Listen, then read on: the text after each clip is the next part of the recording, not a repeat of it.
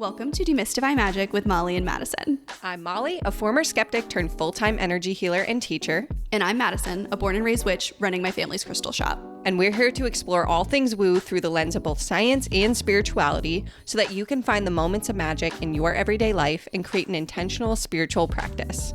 So if that's what you're into, find a cozy spot, take a deep breath, and let's demystify some magic. Howdy doody. Howdy doody, friends. How's it going? It's going. How's it going? It's going. Is it? Is it going? It certainly is. It's certainly not going. We're moving in a direction. I can't tell you. Time will tell on if it's a good direction or a chaotic direction. Remember that one time we got a review that said we talk about nothing for the first 14 minutes of an episode? Yeah. I think I finally see what they're talking about. Yeah. And we said, I'll show you talking about nothing. Jay. I'll name drop you on the pod. That wasn't very nice. What did you say? If you don't deserve me at my, what did you say? If you can't love me at my Draco Malfoy ranting, you don't deserve me at my low effort ritual resource compiling. Ain't that the truth? And that's my official statement. And that's that on that. Anyways, today we are going to give you the follow-up that we promised you. When we did our last Q&A, we had so many questions about running a spiritual business. And so we wanted to answer a few of them and talk really broadly about sort of like maybe our experience coming into spiritual entrepreneurship and things that we've learned along the way. And if you have specific questions, you can send us a DM or drop them in the form in the show notes, and we can add that to our next Q&A. But first, Madison, what was your magic moment of the week? So, right after you left Florida, my OG, like childhood bestie and his partner got to Florida. They live in Denver. And his family is like my family. And so I basically got to have a family reunion. Cute. It was like the best week. You were here, and then they were here. His sister was in town. She's basically my sister with her husband. She's pregnant. It was my first time I got to see her since she announced that she's pregnant. I was very excited. I got to do, it was like, oh, my friend's in there. And it was just the best. I am so lucky to have so many friends that I've known for so long. I'm still friends with a lot of people that I've known since college or since middle school. And there's just like a very specific type of warmth and like just a very specific feeling that comes with people who have known you since you were a silly little child. Mm-hmm. There's a familiarity that is just so nice and comforting. And so to have and experience that was fun. And it was very funny. They all listened to the podcast. Hi family. There were many specific moments in which they were like, oh, Madison, you can't make that your magic moment. Madison, promise me you won't say that I said that on air. Aww. So everyone, I'm holding up my end of the bargain and I'm not saying all of the scandalous things that were said and making them my magic moment. Your presence is my magic moment. Cute. What was your magic moment? Mine is a journey that I've been taking my Instagram story along the ride for that so many of you listeners of the pod are telling me that you relate to, and that is I can't stop reading. Yes! This is also my magic moment. Everyone was talking about, what is the first book called? A Court of Thorns and Roses? Thorns and Roses, yes. Thorns and Roses. I brought it with me to Florida and I read it in the airport and I could not stop. I couldn't stop. And so much so that when I had the flu, when I came back, I got the flu immediately. And literally was like in urgent care because I was so sick. And then that night I had like 9 chapters left and I didn't fall asleep until 3 a.m. because I could not put it down, even though I was deathly ill. Like, it's not funny, but it is funny. It's funny. I did sleep the entire next day. But this weekend I finished the second book. I've never read 600 pages faster in my entire life. I needed that book so bad. I went to an actual bookstore. I drove 20 minutes to a bookstore that had it in stock. And I stood in a line that wrapped around the bookstore to buy this damn book. And I read it in 2 days. All I did yesterday was Sunday. All I did was read and nap and read and nap and just alternate between reading and napping until I finished it this morning. And now I said to you before we started recording, I feel like I can't function as a human until I finish this entire series. I know. And of course, this is the day that we have to record 3 episodes in one day. I can't stop thinking about it. I can't function. I'm impressed that you made it this long without talking about it. I know. I cannot. If you have not read this series, you need to. I am not a fantasy girly. I'm not even a fiction girly. I am a nonfiction girly. Like, I have not read a fiction book in years. I can't tell you the last time I read a fiction book. I can't put these down. I can't help but be like, this is my impact. Because when we met, you were Reiki skeptic, science only, nonfiction girly. Yeah. And now you are casting spells on the TL and reading smut. Yeah, I am. I'm just saying. It's the Madison effect. You're welcome. It is my subset magic moment that you're reading these books because these are books I read in like 2020, right when they were like first starting to get popular on TikTok. Mm-hmm. And I had the same experience. And slowly over the past 4 years, I have been slowly but surely, I'm just like dropping them into people in my life and their lives. And then I get to relive the experience. Oh my God. And the best part is there's like a whole universe. There's a series that I haven't even read. Shut up. Stop. I can't. Nothing will ever get done. Like, this is the hardest part about running a spiritual business is like, I am responsible for getting my work done. And I literally thought about taking this week off to read the rest of the series. After I just went to Florida for a week, took 2 weeks off for Christmas, and had the flu last week. And I'm like, fuck it. Do I really need to work this week? I could just read. I stand strongly in support. Because I need to talk about it and I need to live through you. Your text messages were top tier gold this week as you read this.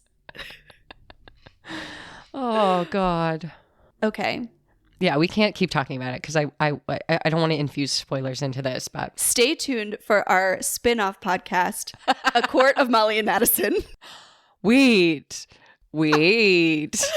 People have like slid into our DMs asking about a Patreon, and our truth is we're just too busy to create more content. Like a world in which we need to do another podcast. I'm like, oh Lord, but could be a court of Molly and Madison, a Patreon only exclusive. This is just me trying so hard. I twist my arm. Could be fun. Just saying. Okay. Anyways, we've compiled a list of kind of like the most common questions or the ones that we felt like we had good advice for. So first, we're starting broad. How do you start and run a spiritual business? Love that. You make it up as you go. Uh-huh. Here's the thing. Okay, here's the thing. You know how when you were a kid watching like TV shows of quote unquote adults, and then you realize those adults are only like 25 and you become 25? And you think that they have their shit together and no one has their shit together? That's exactly what it's like being a business owner. Okay. Yes. All of us that look like we have our shit together, we are just making it up as we go.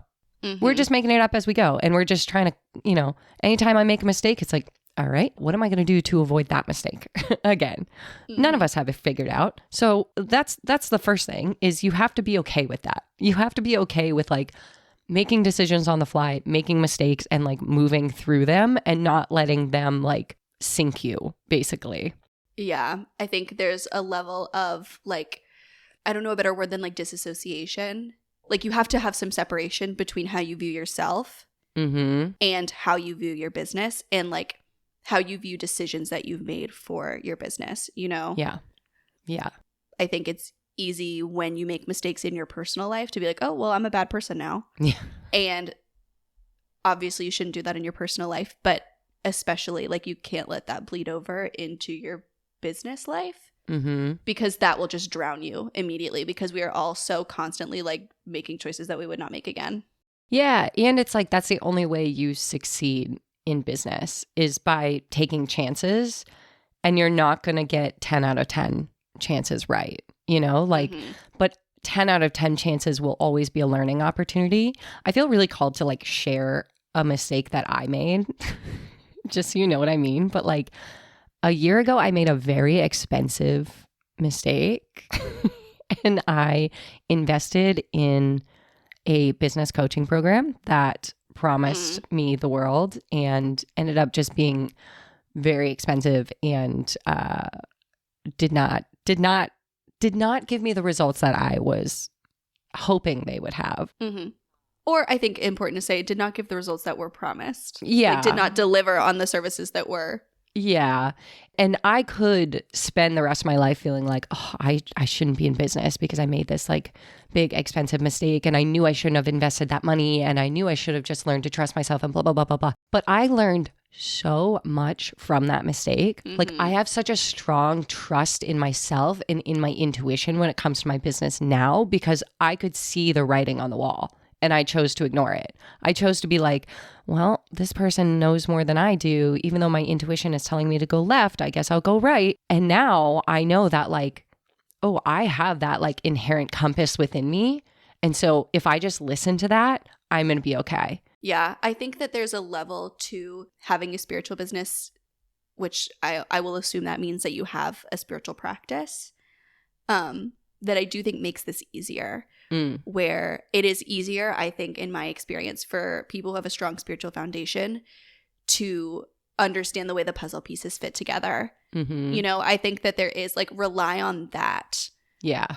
Put more stock into that, you know, having that ideology and that viewpoint really does make it easier to say, oh, this was a part of the path. Mm-hmm. And maybe what I got from that coaching program isn't what the coaching program promised, but the lessons that I learned in myself were worth that investment. You know? Yeah, exactly. And I think like the biggest thing that I've learned through that is your spiritual business is only as successful as your spiritual practice is strong. Ooh. Like the more I walk my walk, the more successful my business is. Like the more I lean into what I'm teaching and teach from my own internal experience. I mean, you all say this all the time when you listen to the podcast. You feel like you resonate with us. You feel like you are seen in what we say, and you feel like what we have to share is so approachable. And that's why, because both of us, we walk our walk before we talk our talk. And I think it's easy when you have a business to try to talk 10 steps ahead of where you're walking. You know, to try to be like, oh, you know, I have a spiritual business. And so like everything's perfect and I'm enlightened and like there are no problems in my life. And it's very easy to go down that road because that's what everyone does. Mm-hmm. Right. Like if you look up like Reiki Master on, you know, TikTok, you're going to see people who are just like love and light and I'm so happy and anxiety is not a thing. And I've never resonated with that. And if you listen to us and you resonate with us, you probably never resonated with that either. And it's only when I started to allow myself to hold both sides of the light and the dark and the peace and the anxiety that it was like my business transformed and that authenticity just comes through. Like it stopped being a thing I had to try to be successful at, you know? Mm-hmm. Yeah, I think that's like a really important thing to touch on. You know, nobody's looking for that perfect person to like look up to and emulate in the way that we think that they are. You know, I think as consumers, we like it's interesting the way our brain changes. Like when you're in consumer mode, quote unquote, I'm looking for someone I can relate to. Mm-hmm. And then when you put on your like business owner hat, you're like, oh, I have to be perfect or else nobody will take me seriously. And it's like you forget. It's like I have consumer amnesia sometimes. And you have to really fight through that if you're anything like us. Yeah. And I think that's ultimately, we always say like the goal of your spiritual practice is to bring you home to your authentic self. And I think that's easier said than done because there's so much programming in us to put on a brave face, right? Like social media is a highlight reel, you know, all of that. And I think there's so much inherent in us that we don't want to show flaws, right? Like we don't want to expose our underbelly to the world, but it's when you start to do that, that you create true, authentic connections to people and people see themselves in the work that you do. Mm-hmm. And I think that's so important in like a sector of business that is so vulnerable, like spiritual businesses. Yeah. And I think that ties directly into imposter syndrome, which we got a lot of questions about, like, how do you manage imposter syndrome in your business? Everyone in business has imposter syndrome, by the way. Yeah. Everyone. At some point, at least. Yeah, that question starts with, do you deal with imposter syndrome? And the answer is yes, every day. Yeah. All the time. So Spellcrafter sold out a couple weeks ago in 24 hours. It was without a doubt the largest success I've ever experienced in my personal or professional life. And it was immediately followed with the most severe panic I have experienced in years. Even up to like yesterday, I was texting you, Molly, being like, I think I just like need to bury my phone and leave and start a new life. Those were real words that came out of my mouth. To which I said, I think you just need a snack and a shower and maybe a nap. Yep. And I did need all three. But even in like, it's almost heightened by success is this kind of fear and feeling of like, oh, I'm not deserving of this. Everyone's going to see, like, you know, everyone's going to get their candles and see that I'm a fraud. And that they, you know, and everyone's going to return them, you know. And the only advice that I really have for managing it is the only way out is through. I have kind of made a little bit of peace with that feeling. Not in the like, oh, I'm always going to feel this way, so I'm just going to, you know, I'm going to succumb to it and accept that I am an imposter. But more so like, I know that for me, the best way to manage emotion that I perceive as negative is to experience it. You know, like the resistance to it is what prolongs the feeling. Yeah. And so if you're having that panic, that imposter syndrome, that like nobody's going to take me seriously, nobody's going to like me, get curious about it. You know, ask it where it's coming from and let it ride. Because all feelings, all emotions are temporary, and the pushing against is what makes them louder for me. Yeah. I had some really good advice about imposter syndrome that I was in the thick of it maybe like a year or so ago, hence making a very expensive investment that I did not need to make. But if you look underneath the imposter syndrome, ask yourself what you're actually afraid of. Like, why does it matter if you are an imposter? And for most of us, it's because as spiritual business owners, we care deeply about the people that we're working with. We care about their experience. We don't want to exploit them. We don't want to lead them on. We don't want to manipulate them. We don't want to do wrong by them. And so when we have that logic, how could we possibly be an imposter, right? Like, an imposter is someone who is just here to make a quick buck, is just here to exploit someone's spiritual weaknesses, someone's, you know, spiritual awakening, to manipulate, exploit, and harm them. When you have imposter syndrome, that's a sign that your heart is in the right place. That's a sign that there's a part of you that cares so deeply about the person that you're working with that even if something is outside of your realm of abilities, you're going to either figure it out or be honest with your boundaries. And so you need to trust that part of yourself that has a good heart, and trust that that good heart is what's going to lead you through to the next part of your journey or whatever. I love that. It's kind of like, this might be niche. If anybody else has had this experience, I'm going to sound bonkers when I say this out loud, but have you ever had the experience where you convince yourself that you're a narcissist? Yeah. Okay, cool. Okay, thank God. But the first piece of like that was something that like I would freak myself out of, like, oh God, am I a narcissist, or like am I just a bad person? And I would really, really worry that I was a narcissist. And I don't remember where I heard it first, but it was like, narcissists aren't worrying about whether or not they're narcissists. Yeah. Imposters aren't worrying about whether or not they're imposters. Yeah. And I love that. Yeah. And I think it comes back to like that. The more you walk your walk, it's like, okay, when that imposter syndrome comes up, how would you support your client through it? What tools would you give them? And then use those tools yourself, and then share that part of yourself that is like, you know, feeling that way, because people are going to connect with that. People are going to resonate with that. Yeah. What specific tips do you have for running a business that offers spiritual services? Like Reiki, like your readings that you do? Yeah. I think the biggest thing is to be really honest. I think it's really, really easy to get into a place where you want to promise people the world because there's so much quote unquote competition in the space, right? And so it's like you can compete on price. You could compete on who has the best Reiki session. You could compete on, who has the best marketing, whatever. But I think at the end of the day, I think we need to be honest about why people book a spiritual service.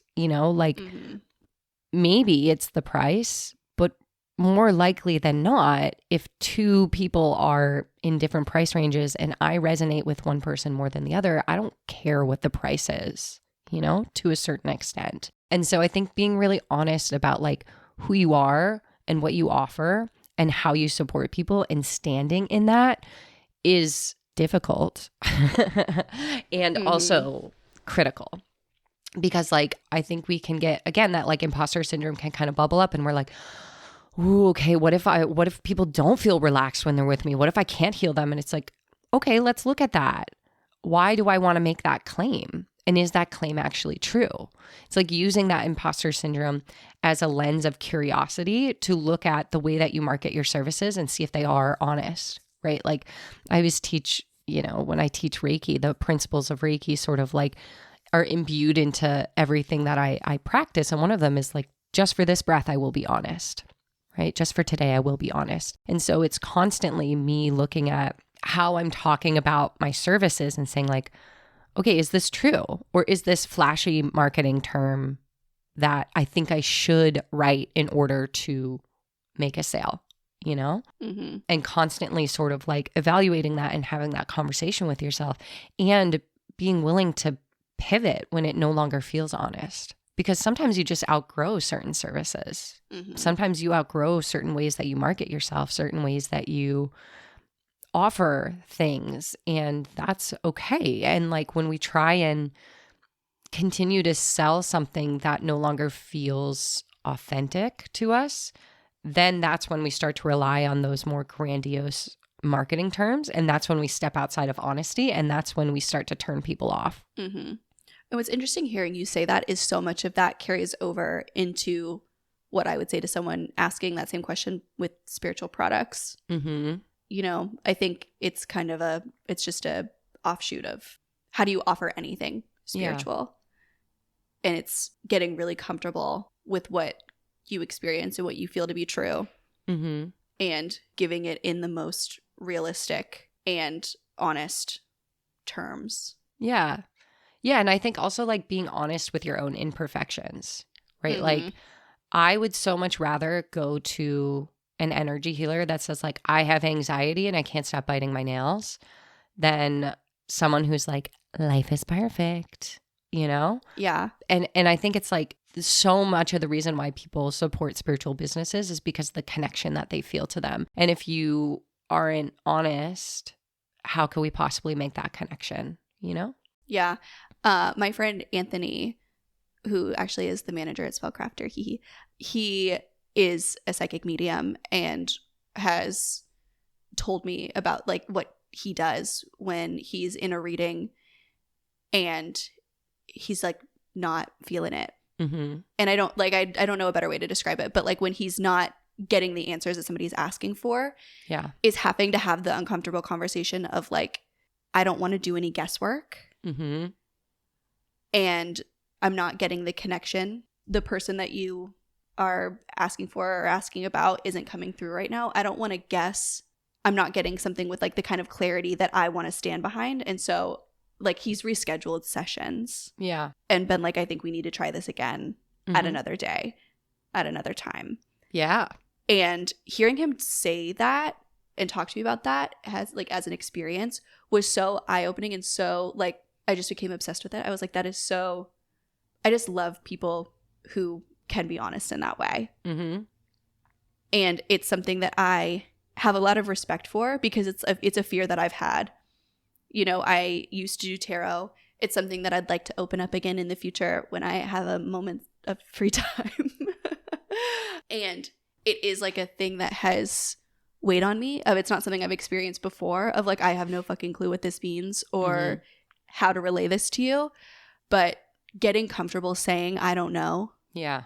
Is such an important facet of that. Yeah. Yeah. And also like when you do feel that discomfort come up, like you don't know the answer and you feel that discomfort and you don't want to say, I don't know, like that's where your practice is. That's where your practice needs to be, because that's what gets us in trouble in business is when we're like, I don't know. And I'm going to pretend like I do. Right. Yeah. Like that's when we get out of alignment. That's when we're like, well, I'm going to make this decision just because it seems like the right decision. And then you end up, you know, having to retrace your steps. 100%. Hundo P. Hundo P. Okay. How to create abundance for your business without feeling creepy. I think the first step here is to look inward at why trying to create abundance feels creepy to you. What feels creepy about abundance? Yeah. Is it because you're behaving in a way that feels predatory? Or is it because you have some opinions about money and financial success that you need to maybe like noodle on and work through? Yeah. I think it makes a huge difference who you're learning business from in this case, because, you know, there are two very definitive kind of like paths of business. One is like the bro marketing path, which is very focused on scarcity and pain points. And if you don't work with me, your life is going to fucking suck, you know? And that is very much like sometimes the loudest voice in the room, especially when you're getting started with business, right? Is you're hearing people say like, find what your ideal client is experiencing as pain and then push on it until they can't stand it anymore. That's what I was trained. And I was like, that feels gross. That is a bonker sentence. I know. So like an example of that would be like, I just saw this, like they can be really subtle. Like if you go to, I think it's like Thrive Market's website and they have that pop up that says like, do you want to save 15%? And the options are type your email in and click yes, or no, I like spending more money. Like that's a very... Oh, I see it right now. It says tired of inflated grocery prices? Yes. Or I like overpaying. Yeah. I want to see what happens when I click I like overpaying. That's an example of pain point marketing. And so like we see that in spiritual spaces sometimes too, where people are like I see this sometimes in like Reiki trainings where people are like, you could either spend the rest of your life in pain or join Reiki training.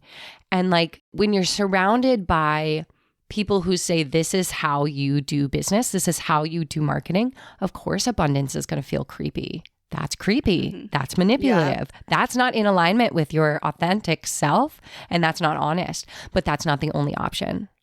It's not the only option. And I think surrounding yourself with people who do business in a different way and see abundance as an exchange of a service that you're providing to people who need it and want to work with you and make that decision without manipulation, I think then that creepy factor starts to go away. But it starts by really changing like who you're getting your business advice from.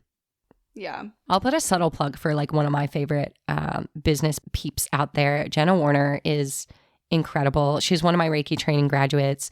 She's an incredible Instagram marketer. I have learned so much from her, and she is very much a non-slimy sales and marketing person. She has a podcast called Shiny New Clients. So wherever you're listening to this, you can look up Jenna, follow her on Instagram, tell her I said hi. But she's taught me so much about how to really get over that creepy experience and how to like see sales as a service rather than like, give me your money.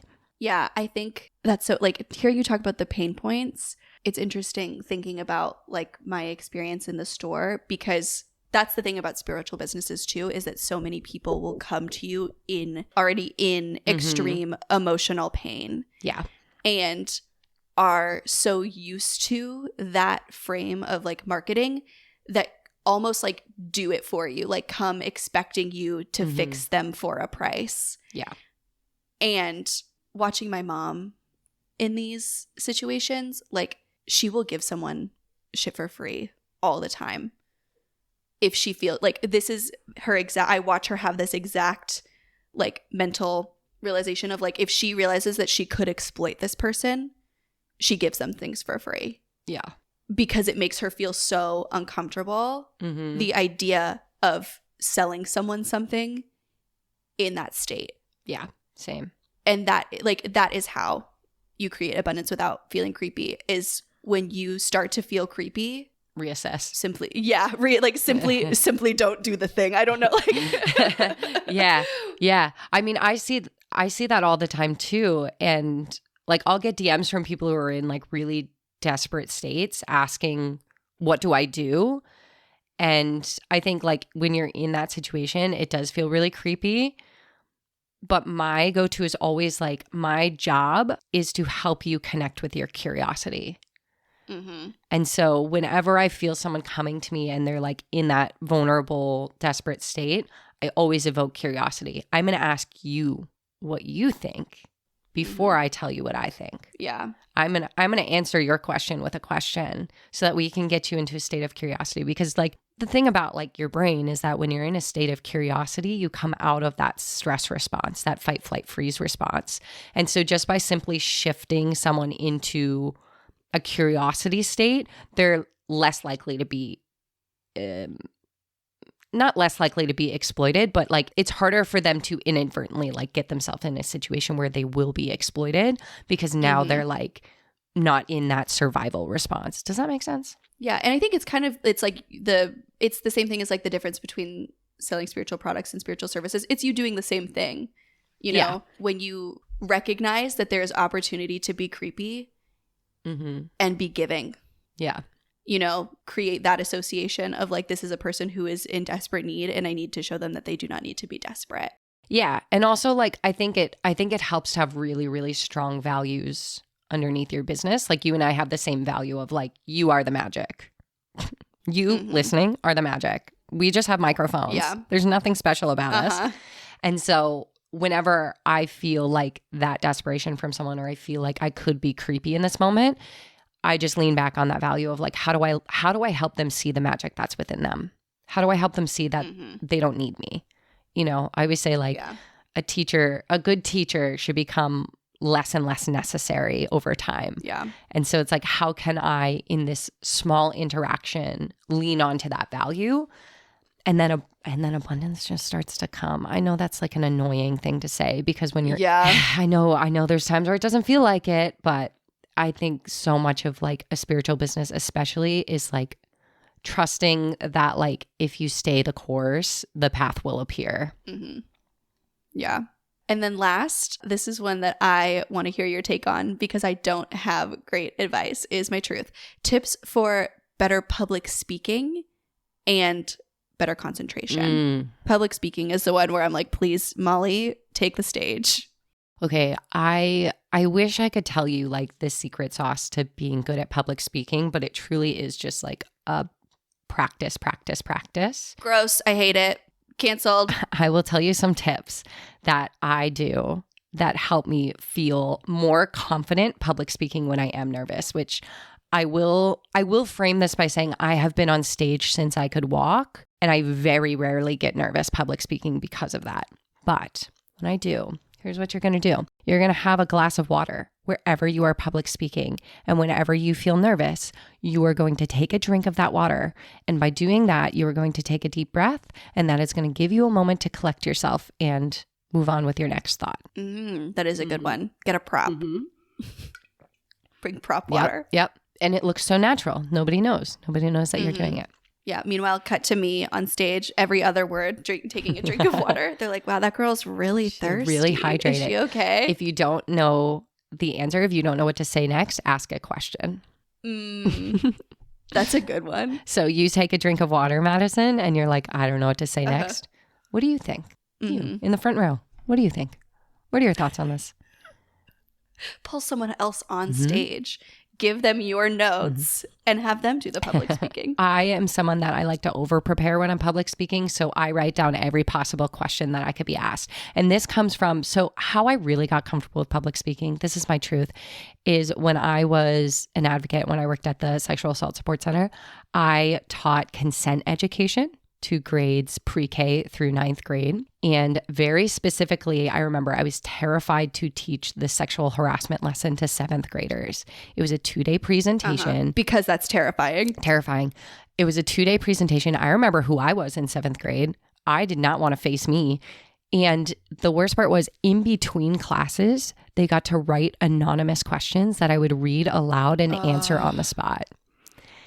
Yeah. And that got me so comfortable. When you are doing a sexual harassment presentation and a seventh grader asks, "Are you single?" on a blue slip of paper that you need to answer in front of the group and turn it into a learning experience on the spot, you will never be nervous public speaking again. So my advice is like trial by fire. Like throw yourself into public speaking. Do an improv class. Do a poetry slam. Like do a dance recital. I don't know. Like throw yourself into the fire and get comfortable with it, and you will never be nervous public speaking for your business ever again. That's terrible advice, but that's my truth. I will never, ever, ever take an improv class. Thank you, though, for the advice. My 2 cents as someone who self-identifies as terrified to public speak, which might sound counterintuitive as I, talk into my microphone on our podcast. That is much easier because I can't see any of you. You are never as bad as you think you are. This is a little insight into my mind. Every time we record this podcast, I hit the stop recording button and I think to myself, Molly's about to tell me that this audio is unusable. I'm like, well, we're going to have to re-record that episode because I was a stammering mess. And I always say, oh, Molly, we're going to have to re-record that. I was a stammering mess, huh? And Molly says to me, what are you talking about? So just know that the way that you perceive what you are saying always sounds way worse, like 100 times worse than what the people in front of you are hearing. Because you, in your mind, have this perfect idea of what you should sound like and look like and behave like. Yeah. Those people have no idea. They're just here, they're here for a good time.